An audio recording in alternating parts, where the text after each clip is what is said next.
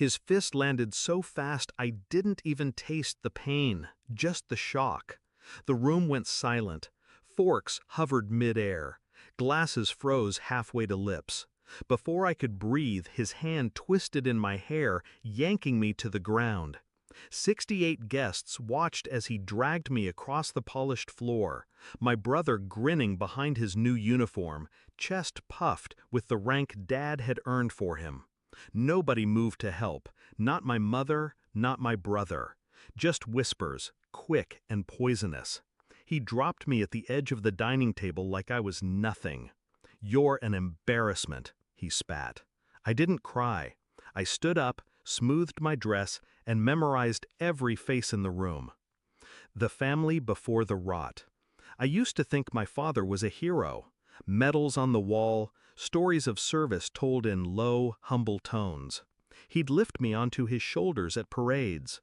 Tell me, one day you'll make this family proud. I believed him. The cracks started small. Loans from my trust fund that he promised to repay. Mysterious expenses that appeared in my quarterly reports. I wanted to think it was oversight, a mistake. Then I saw the transaction. $612,000 wired to a retired general 3 weeks before my brother's promotion ceremony. The evidence. I didn't confront him. Instead, I started pulling records, bank statements, emails, transfers from my trust routed through shell accounts into the general's private holdings. The general had a son-in-law in the promotions office. It was clean, invisible to anyone who didn't know where to look. I did. The shift. Anger would have been easy, but easy doesn't get results. I needed precision.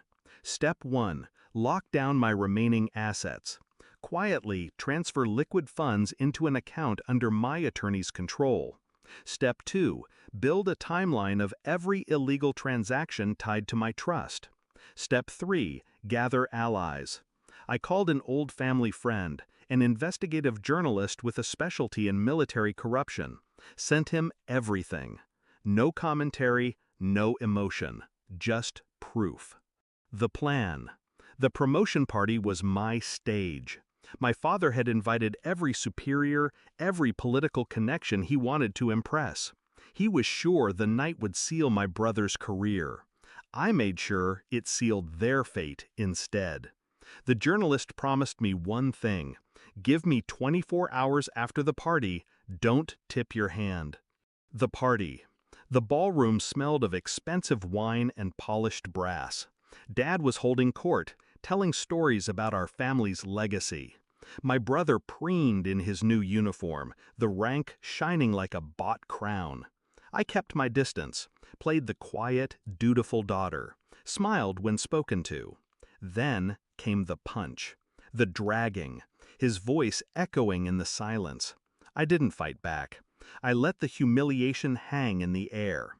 Let them think they'd broken me. By morning, I didn't just take back what was mine. I took everything they built on my name, and I left them with nothing but their shame. The call. At 2:14 a.m., I made the call. "It's done," I told the journalist. "Run it." By morning, it was everywhere. Front page, broadcasts, a detailed exposé outlining exactly how my father had siphoned funds from his own daughter's trust to buy my brother's rank. The bank records, the wire transfers, the emails, names, dates, amounts, all printed in black and white. The headline was brutal: "Decorated officer buys son's rank with stolen family funds." The collapse. By noon, military police were at the house. My father's uniform was stripped from him on the front lawn, neighbors watching. My brother's promotion was rescinded, pending formal charges for accepting a fraudulent rank. Every guest from the party saw their photos on the news, tagged at the celebration. The general who took the bribe resigned before sunset. His son-in-law was under investigation by morning. The confrontation. Dad called me from the holding cell. His voice was hoarse. "You ruined us." "No," I said, calm as glass. "You ruined yourself." I just turned on the lights. He hung up. The aftermath. The trust fund was restored in full, court ordered. My father's pension was frozen. My brother's career was over before it began. Mom tried to reach out once. I let the call go to voicemail. Reflection. I think about that night sometimes. The sound of my hair scraping the floor. The weight of every eye on me. They thought they were showing the world my weakness. They were really giving me my opening. By morning, I didn't just take back what was mine. I took everything they built on my name. And I left them with nothing but their shame.